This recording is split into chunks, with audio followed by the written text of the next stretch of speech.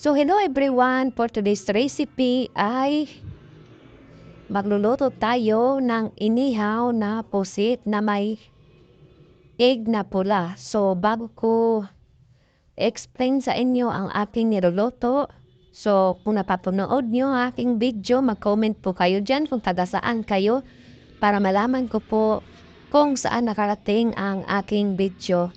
So shout out dyan sa mga walang sawang sumusuporta sa aking mga video.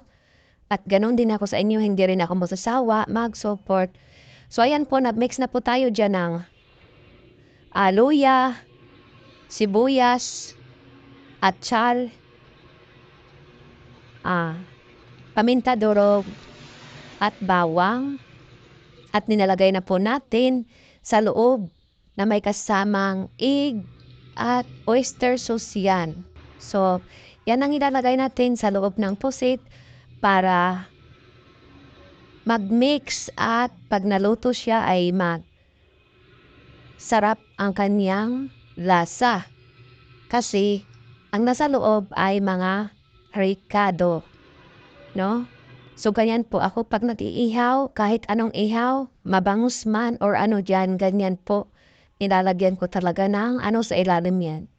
So, nahihirapan tayo dyan mag-video guys kasi siyempre, sarili nating hawak sa cellphone, sarili nating salita, sarili nating video. So, wala kasi hindi magsusupport yung anak ko.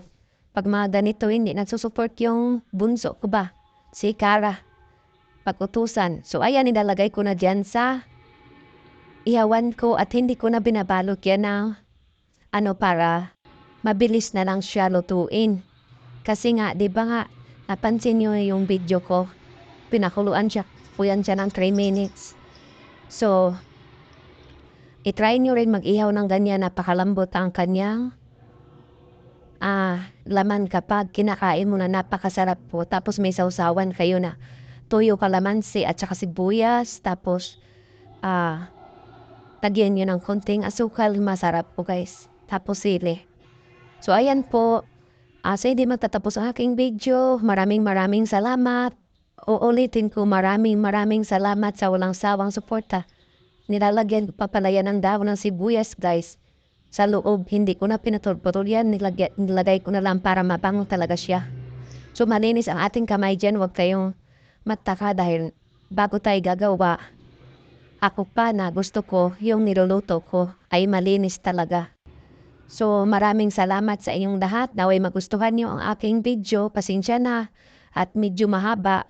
Kasi alam nyo naman, minsan, hindi ako makapag-live. Kaya, lubos-lubusin ko na lang ang aking video.